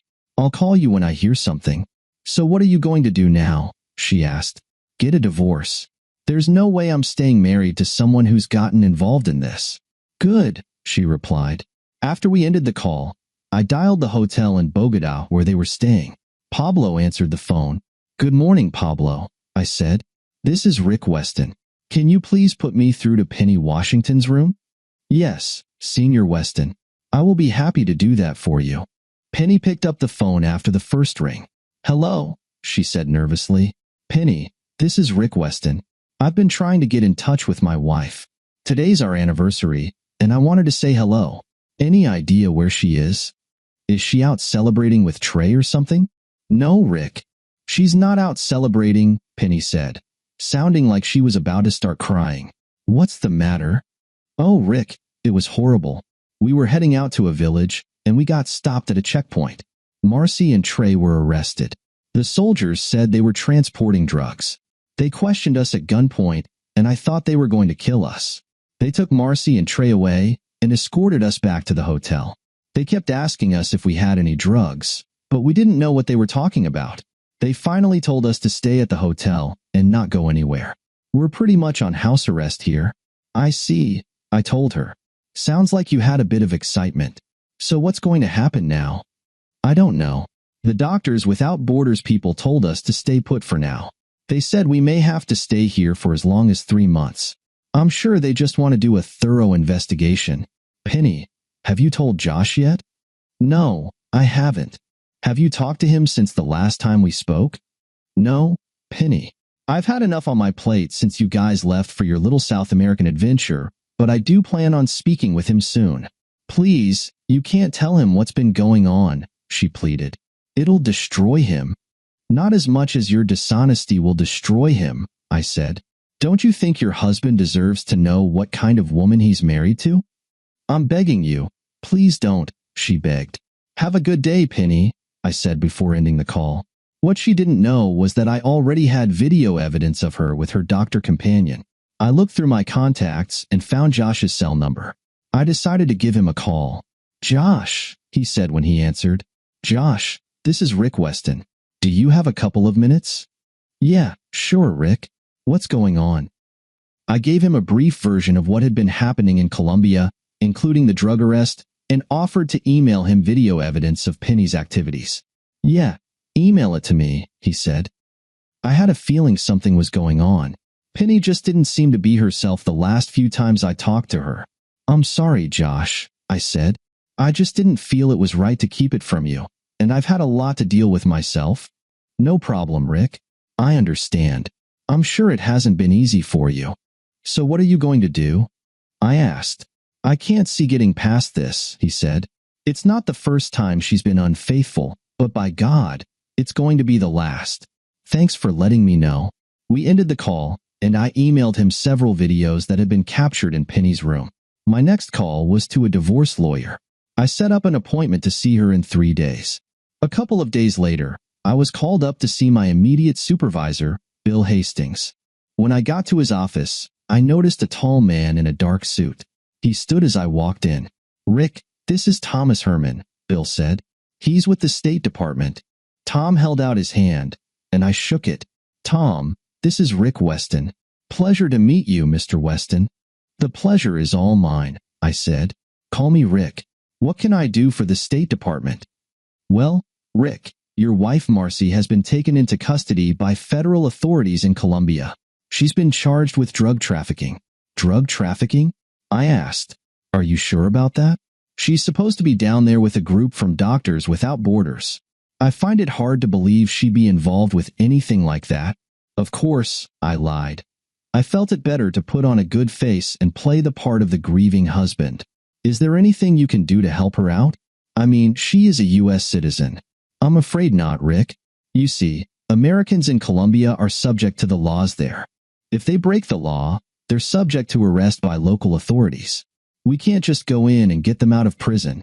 We can keep an eye on her, arrange for visits, do welfare checks, that sort of thing, but we're not allowed to interfere with judicial actions down there. I see, I said, and there's another problem. What's that? I asked. Even if she were set free today, she wouldn't be able to fly home, he said. It seems she's already been placed on a no-fly list. Really? I asked. Yes, it could be just an administrative error. It happens sometimes, but it takes quite a bit to get someone off that list. So what is she facing? I asked. Well, the drug laws in Colombia are some of the toughest in the Western Hemisphere. If all she had were a few grams for personal use, chances are they would have handled it as an administrative matter and simply given her a fine and deported her. But she was found with a considerable amount of drugs, and they believe that was just the tip of the iceberg. She could be facing up to 12 years in prison. 12 years? I asked. Yes, he replied. After about 7 or 8 years, the judge can put her on what's known as conditional liberty, but she won't be allowed to leave the country, and she won't be able to get a legal paying job in Colombia since she's a foreigner. So chances are she'll be stuck in prison for the duration. Of course, there are things that can be done to help, but with her being on the no-fly list, she's pretty much stuck there. She will need some money for expenses, legal fees, and so on, he added, pulling a pamphlet out of his briefcase. This pamphlet will help explain how to do that. Make sure you follow the directions. If you don't, it could delay her getting the funds. If you wish, I can help arrange for visitation. Is that something you'd be interested in? Yeah, I have a few things to do first. Can I call you in a couple of days? Of course, he said, pulling a business card out of his pocket. That's my direct line. Just call anytime during normal business hours. I took the card and slipped it in my pocket. Just one thing, Tom. What about the rest of her team? Are they also being held? One other person was taken into custody, Tom said. The others have been asked to remain in Bogota for a while. I'm really not at liberty to say any more than that. Okay, thanks for all your help. I'll be in touch. We shook hands, and he left the office. Bill motioned for me to remain behind. Once we were certain Tom was out of the area, Bill closed his door and turned to me. This isn't good, Rick, he told me. It could impact your security clearance and possibly even your job. You need to get a handle on this ASAP. I understand, Bill, I said. I gave him an abbreviated version of what I already knew. I didn't tell him what I had planned with Ernesto and Deidre, however. He listened, shocked at what he heard. I have an appointment to see a lawyer tomorrow. I intend to personally deliver the divorce papers to her in Colombia. All right, listen, you have plenty of comp time coming to you. Take a couple of weeks, do what you got to do, and get this under control. I will, Bill, I said. Thanks. I went home and started going back through Marcy's email, this time looking for specific terms or phrases. I got several hits and looked at the emails. Most of them seemed innocuous, but I found one exchange that looked promising. Are you interested in making a lot of money on our trip to Colombia? Trey asked in an email he sent about 3 months before their trip. Sure, Marcy replied. What do you have in mind? Not here, he answered. Let's meet in private after work, and I'll explain. Nothing more was mentioned for a week. Then Trey sent another email. Well, have you decided yet? Are you sure this will work? She asked. Of course, he said. I've done it before. Don't worry. I know what I'm doing. All right, she answered. I'll do it. Good girl. Trust me. You'll be glad you did. I printed out the email chain, exported it to PDF, and saved it to a thumb drive with other emails. I turned to the videos, this time listening for anything that might suggest a plan to transport drugs. I fast-forwarded through the less relevant parts and caught a conversation between them the day before they were captured. I took note of the date and timestamp on the video. Are you ready? Trey asked. Tomorrow's the big day, Marcy said nervously. Good. The product will be placed in our vehicle tomorrow morning. We don't even have to touch it or see it. It'll be in boxes marked for medicine. And you're sure we won't get caught? Marcy asked. I've been on that road plenty of times, he told her. There's never been a checkpoint out there before. If this works, we'll be doing it more often. If all goes well, by the time we leave, we'll have enough money to retire. Sounds good to me, she said. Bingo, I thought to myself. I made a note of the video and saved it to my thumb drive. After collecting my thoughts, I sent an email to the kids asking them to join me in a Skype call tomorrow evening. Then I called Ernesto and told him what I found. Damn, what are you going to do? I'm going to go through the rest of the videos and her emails to see what else I can find, I said.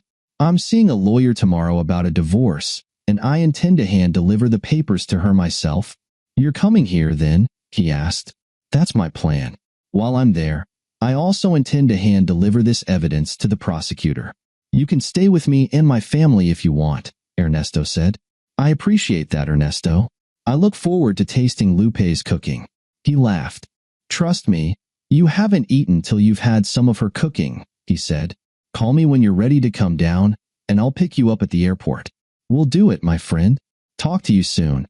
I looked at my watch and realized I needed to send Marcy's money out. I read the pamphlet Tom gave me. According to it, the State Department's Office of Overseas Citizen Services would set up a trust fund for her, which would cost $30. Tom wrote a note at the bottom of the page telling me the trust fund had already been established, and the initial $30 fee would be subtracted from the money I sent. The OCS would then transfer the funds to the embassy, which would pass the money to the prison authorities in Colombia. The whole process could take up to 3 or 4 weeks, according to the pamphlet. I decided to use Western Union since that was supposedly the fastest way to get the funds to her. I already had all of Marcy's account details, so I logged into the Western Union site and sent all but $5. Once I verified the money was gone, I grabbed a pile of trash bags and tossed all of her things, including our wedding album, into them, not really caring if anything got messed up or not. The filled bags were then crammed into her car. I called her parents and explained the situation. They were heartbroken to hear of my plans to divorce her and tried to talk me out of it. I refused to relent, telling them this had been a long time coming. They were also upset to hear she was in a Colombian jail on charges of drug trafficking. Are you sure Marcy was involved in drugs? Her father asked. I'm certain of it, I told him. I've even got evidence I'll be giving to the prosecutor. I just need her stuff out of here. All right, Rick, we'll be over to get her stuff. I'm sorry it came to this.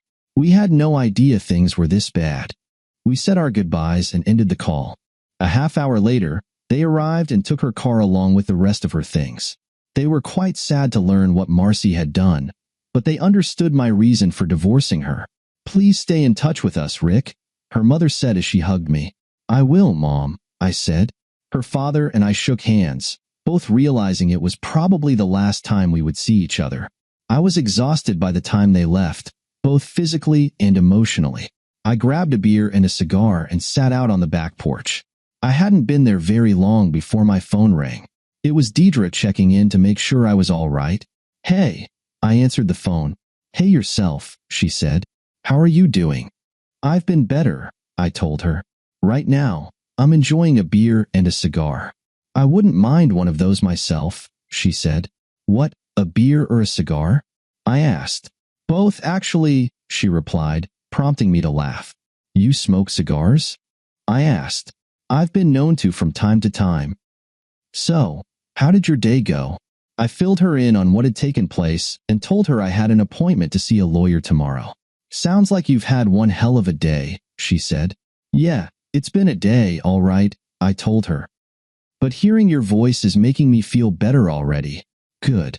By the way, I have an idea, I said. What, another one? She asked sarcastically. I laughed, then told her what I had in mind. There were a few moments of silence when I finished, and I almost asked if she was still there. Finally, she responded, You know, I think that's the best idea I've heard in a long time. Let's do it. You're on. I'll fill you in on the details when I get back from Colombia. I'm looking forward to that, she said. We talked a bit longer before ending the call. I felt much better after our discussion. The next day, I went to see my attorney. I double-checked to make sure I had everything, then headed out. When I got to her office, I was ushered in by her receptionist and offered a cup of coffee, which I graciously accepted. Lisa Hawkins was nothing like Alice Hargreaves. She exuded confidence and was open and friendly. She listened to my story, taking notes as I spoke, then looked at the evidence, which included Marcy's letter and the emails I printed out. I also told her about the charges Marcy faced in Colombia. "Well, that should make things a bit easier for us," she said. "How much time is she facing down there?" "I'm told up to 12 years.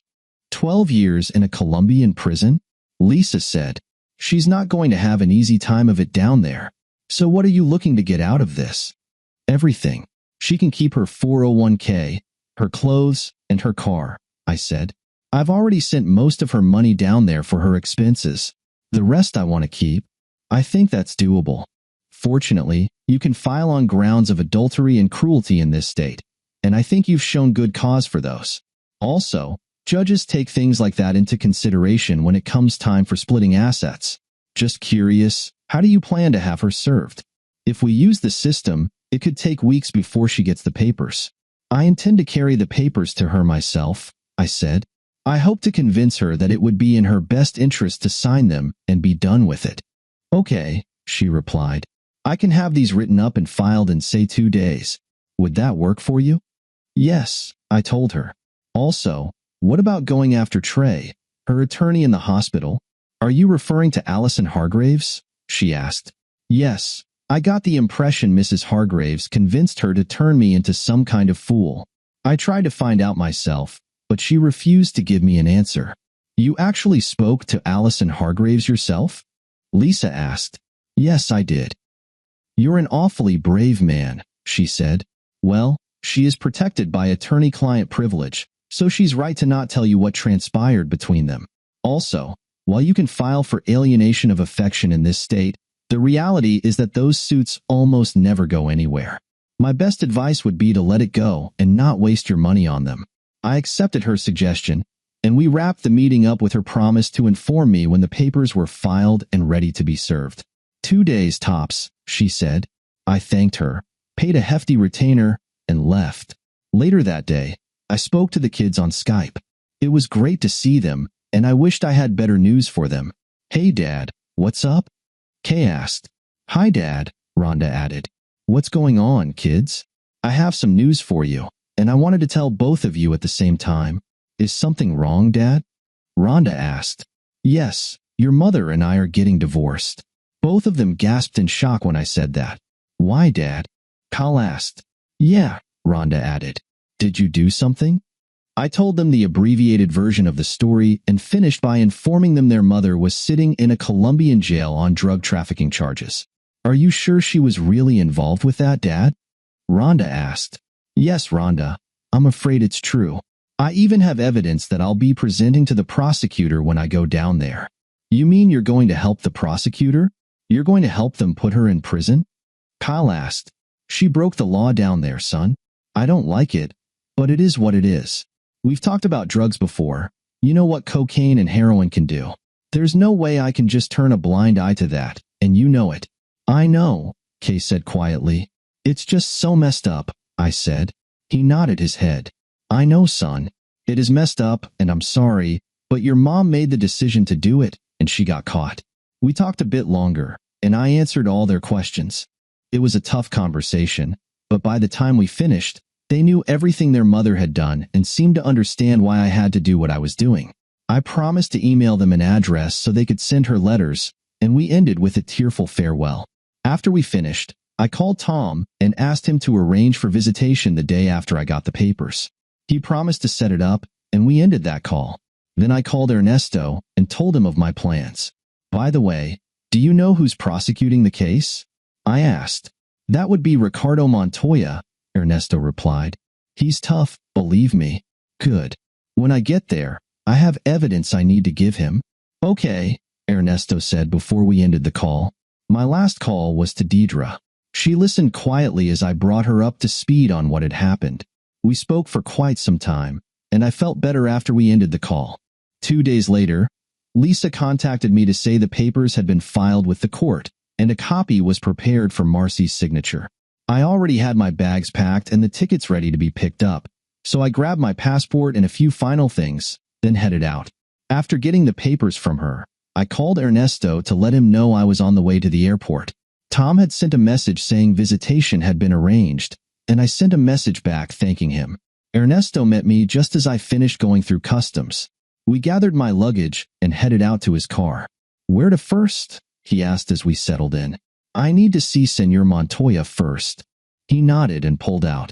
When we got to the government building where his office was located, Ernesto parked the car. "I'll wait for you here, Senor Rick," he said. I nodded and went inside. I managed to find Montoya's office and was stopped by a receptionist. "Can I help you, Senor?" she asked in accented English. "Yes, por favor. I'd like to see Senor Montoya.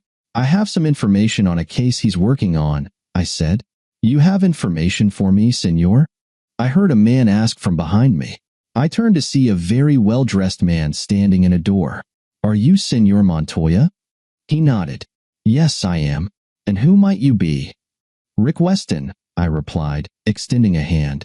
"I understand you're handling the case against my wife, Marcy." He shook my hand and nodded. "Weston, yes, of course. Please come in." He ushered me into his office and closed the door. "So what is the nature of this information you have for me?"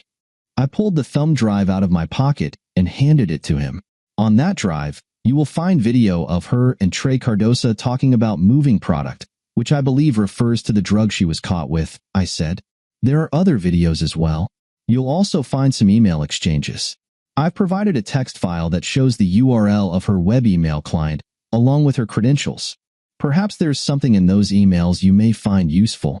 He regarded me warily for a few moments before speaking. "You do realize, Senor Weston, that it's my job to put her in jail for a very long time?" "Yes, I know," I said. "So please explain why you are providing me with this evidence." "Shouldn't you be helping her defense lawyer?" he asked. When I didn't answer right away, he smiled and nodded his head. "Ah, your wife was having an affair with Dr. Cardosa, wasn't she?" he asked. I nodded my head. "Yes, she was." "I see," he said with a slight smile. "And you see this prosecution as a way to get some revenge? I can understand that. I might be tempted to do the same or worse if I learned my wife was being unfaithful. But I will not stand by and let my office be used as a vehicle for your revenge, no matter how much it may be deserved. Senor Montoya, I understand how you might come to that conclusion. Yes, I'd like nothing more than to get my pound of flesh, but I intend to serve her with divorce papers. That's why I came to Bogota. I'm also a retired Army intelligence officer, and I will not turn a blind eye to someone breaking the law, not even my soon-to-be ex-wife. On top of that, I work for a global company with an office here in Bogota, and I would be derelict in my duty if I did not present you with what I know. Use the information or not. That's your choice, Senor Montoya," I said. He nodded his head when I finished. "All right, Senor Weston, I'll take a look at your evidence. How long do you plan to be in Bogota?" "A day or two, tops," I said. "I'm serving my wife papers tomorrow, and hopefully I can convince her to sign them. Then I'll be heading back to the States." "Where are you staying?" he asked me. "I've been invited to stay with a colleague of mine who works in our office here. I don't have his address right off the top of my head, but I'll be more than happy to give you my cell phone number." "No need, Senor Weston. I'll see you before you leave, and welcome to Bogota." I nodded my head and accepted his extended hand. "Thank you, Senor Montoya," I said as I left. "So how did it go?" Ernesto asked when I got back to his car. "You were right," I said. "Montoya is a tough son of a gun." He laughed. "You have no idea. Come on, let's get to my place. Lupe has been working on dinner most of the day." We got to his house, and he set me up in a small spare bedroom for the night. After introducing me to his wife, Lupe, and his children, we sat down to dinner. After Ernesto said grace, Lupe brought the food out. I didn't recognize the dish she set in front of us and looked at Ernesto. "It's called bandeja paisa," he said. "I've eaten this my whole life. Enjoy." I didn't know where to start, so I just dug in. The plate contained meat, a fried egg, rice, beans, an avocado half, chorizo, and something called arepa that I had never heard of before, but I found it to be quite delicious. I was stuffed when I finished the plate. "That was delicious, Lupe," I said when I finished. She smiled and thanked me for the compliment. When we finished, Ernesto and I sat outside with his cigar and a glass of aguardiente, a fiery liquor. It was quite sweet but had a strong kick, and I definitely understood why it was called fiery water as it burned all the way down my throat. We talked for a while about this and that, nothing too serious. Eventually, it got dark, so we headed inside and went to bed. After breakfast the next day, Ernesto drove me to the prison where Marcy was being held. I couldn't believe the condition of the place. It was noisy, crowded, and smelly. I met a man from the embassy, and together we went inside, where we were ushered into a small room. Marcy was already there, and she looked awful. Her face was gaunt, her eyes red with dark circles under them. I could tell she had lost some weight. I also saw that she was shackled to the table. She looked up at me with sadness in her eyes. I sat down across from her and opened my briefcase. I pulled out the packet and set it on the table. "You once gave me a choice, Marcy," I began. "Either take you back or walk away. I think you know what choice I made." She looked down, tears falling down her face. "I'm sorry, Rick," she stammered. I said quietly, "You plotted with Leslie for weeks before you came down here. You plotted this even longer than that. I know that you went to see Allison Hargraves. I also know what you intended to do when you came back to the States. You probably know by now that I found the cameras you had put into the house. I know you intended to set me and Leslie up for a fall, all the while pretending to be her friend and my so-called loving wife. You know I loved you with all my heart for a quarter of a century. I did my best. I admit I wasn't perfect, and yes, I slipped once in a moment of weakness, but that was in the heat of the moment. We were almost killed out there. I swear to God I never once plotted to cheat on you or hurt you the way you hurt me. I also found the email where you admitted to Trey that you cheated on me that year I was in Korea. Remember that big fight we had? The whole time you swore you never cheated. But that was a lie, wasn't it? And you've done nothing but lie to me ever since. During our last phone call, you said just once if I didn't mind. Well, guess what, Marcy? I do mind. That last day, the day you were caught. Do you even remember what that day was? No, what was it? She asked quietly. It was our 25th wedding anniversary, I said. You couldn't even be bothered to remember that, could you? Tears continued to fall down her face as I spoke. I wanted to say more to cause her hurt, but I decided to cut to the chase. I came down here for one reason, Marcy, I said, pulling out the divorce papers. You need to sign these so we can end this sham of a marriage. But I don't want a divorce, she said, pleading. You had Allison prepare a set of divorce papers to give me an ultimatum. Either be your willing partner or face a divorce. Face it, Marcy, we're done. I'm done with you. You're going to be here for a very long time, but I won't be waiting for you back home. Sign the papers, I added, pulling out a pen. Just so you know, I've already sent most of your money down here for your expenses and fees. It'll take a bit for it to get to you, but it's on its way. You can keep your 401k, your car, your clothes, and your personal items. Your parents already have that stuff. The rest is mine.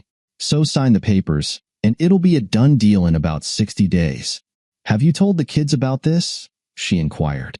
Yes, I told them, I said. It broke their hearts to hear what you've turned into. I gave them an address where they can write to you. I don't know if they will or not. She picked up the pen. All right, she said quietly. You win. Where do I sign? I pointed out the places on the papers. She read as she signed, then I signed, and the man from the embassy signed as a witness. When we were finished, I put the papers back in the envelope. By the way, I noticed you've already paid for your reservation at the Ambassador Hotel in full. I really hate to see that reservation go to waste, so I'd like to take advantage of it. Go ahead, she said. I obviously won't be needing it. Thank you. And just so you know, I plan to invite Deidre to join me. I thought we could revisit what we started in Iraq, just this once, if you don't mind. She looked at me with fire in her eyes. I shook my head. After what you've done, don't even go there. As far as I'm concerned, we're no longer married. Enjoy the rest of your life. I got up and walked out as she sat at the table sobbing. When we got outside, I saw Montoya standing by the car. He came over, shook the embassy man's hand, and looked at me. If you don't mind, I'd like to speak with Colonel Weston in private for a few minutes, he said. The man from the embassy nodded and said goodbye before getting into his car. Montoya put an arm around me. "Walk with me for a moment, Colonel," he said. "I haven't been a colonel for some time, Senor Montoya. Please call me Rick." He smiled and nodded. "And you may call me Ricardo. Once a military officer, always a military officer." "Yes?" he asked rhetorically. "Ernesto thinks very highly of you. He's told me a lot of good things about you." "You know Ernesto?" I asked. "Indeed I do, Rick," he said with a smile. "We served in the army together for quite some time. Then he went to work for your Acme Global, and I became a prosecuting attorney. You know, I went through your evidence, and you were right. It's quite compelling. It will certainly save my government a great deal of time, effort, and money. That's one of the reasons I decided not to charge you for criminal conspiracy," he said. I looked at him, shocked. "Oh, don't be so surprised," he added. "Ernesto told me what you had planned. As you may have thought, if your wife was caught with a small amount for personal use, she would have probably been a guest of ours for a couple of days, then fined and deported. Fortunately for you, however, nothing illegal was purchased, and the money you sent ended up going to a charity for widows and orphans. The nuns said they are very appreciative of your gift, by the way," he said with a smile. "It was their account Ernesto gave you." I couldn't help but smile. "Between your stellar record and your voluntary cooperation, I decided not to charge you," he said. "However, I have to inform you that if you ever think of doing anything like that again, I'll have no choice but to take action. I hope you understand." "I do, Ricardo. Thank you." "No, Rick, thank you. The information you gave us will be quite useful. I know you wanted justice after what your wife and Dr. Cardoza did, but trust me, justice is coming. I understand you're on your way back to the airport." "Yes, I'm going back to the States now," I said. "Well, Rick, if you ever make it back to Bogota, perhaps you'll stay long enough to be my guest for dinner," he said. "I'd like that very much, Ricardo." He stopped and extended a hand. I shook his hand, nodded, and thanked him for everything. We parted ways, and I walked back to Ernesto's car. "Everything okay?" he asked. "Yes, Ernesto, everything is fine," I said. "But I'd better get to the airport so I don't miss my flight." We got in his car and drove to the airport. When we got there, he turned to me. "Boss, I'm sorry I didn't follow your orders. I couldn't do what you wanted. If you like, I'll turn in my resignation." "Don't apologize, Ernesto. You didn't do anything wrong. In fact, you were the only one who did the right thing. It's me who should apologize for putting you in that position in the first place, and perhaps it's me who should resign." "No, boss, don't do that," he said. "I understand how you feel. If it were me, I'd probably have reacted strongly too, but it all worked out in the end." "Yes, it did," I replied. "Well, thank you for everything, Ernesto. I'll be in touch, and give my best to Lupe and the kids." "Do you think you might be back someday?" he asked. "Of course. Where else would I find a helping of camaraderie?" I joked. He laughed as we shook hands. "I'll be in touch, Ernesto. Take care of yourself, and thank you for all your help." Deidre met me at the Ambassador Hotel on the day I was supposed to have met her. "Yes, we finished what we started in Iraq, and it was a memorable night," she said, as we embraced. "You know, I put in my retirement papers," she continued. "I've been thinking of a career change." "Oh?" I asked. "What would you like to do?" "I was thinking about becoming a full-time wife and homemaker," she said. "Really? Do you think there might be an opening coming up sometime soon?" I teased. "I thought I just did," she replied with a laugh. "Indeed you did. You know I've fallen in love with you," she said. "And I've fallen in love with you," I told her. "If it weren't for you, I don't know what I would have done." "So shall we make it official then?" she asked. "Even though your divorce isn't officially final yet?" "Why not? That is, if you don't mind." "Of course not, babe," I said.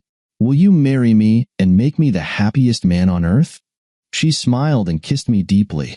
"Yes, Rick Weston, I'll marry you. I love you so much." Marcy and Trey stood trial in Colombia for drug trafficking and were both found guilty. Both received the maximum sentence of 12 years, along with a hefty fine. Trey was sent to one of the worst prisons in the country, a crowded, difficult place that already held more than 200% of its design capacity. He didn't last very long, maybe a couple of years. It turned out that members of a rival cartel took issue with his efforts to encroach on their territory. His body was found one morning before breakfast and hastily buried. Marcy ended up in a women's prison, where she fared somewhat better than Trey, but life was still very hard for her. She doesn't get many visitors, but someone from the embassy comes by periodically to check on her and make sure she's doing okay. The kids send letters and cards at least once a month, and she looks forward to the day when they can be reunited. Penny and the others were finally released from their house arrest after the trial and allowed to come home. A visibly pregnant Penny and her doctor friend were met at the airport by a process server and faced legal issues regarding their divorces. Both of them were fired from the hospital and had to leave the area to find work elsewhere. I lost touch with Lizzie and Vince, but the last I heard, they were still involved in their previous lifestyle. Lizzie, however, had to take a break after becoming pregnant, and they still don't know who the father is. I sold the house and bought a new one after Deidre and I got married. She's transitioning quite nicely into her chosen career path. I've told her many times there's always a place for her at work, but she says she's tired of that lifestyle and wants to spend her time making a happy home for the two of us and her cat, if I don't mind, which I don't. Dear listeners, please share your thoughts in the comments section below, and don't forget to like, share, and subscribe.